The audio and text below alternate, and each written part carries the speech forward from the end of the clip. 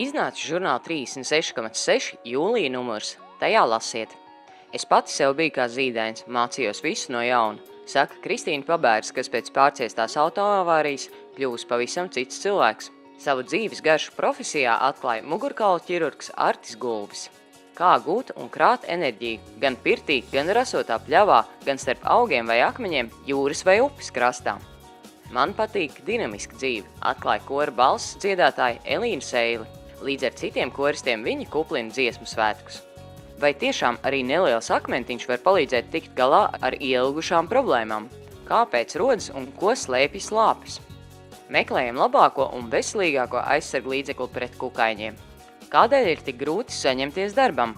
Neparastās dabas parādības allažos pētīt dodas gan ģeologi, zinātnieki un studenti, gan pastaigi cienītāji.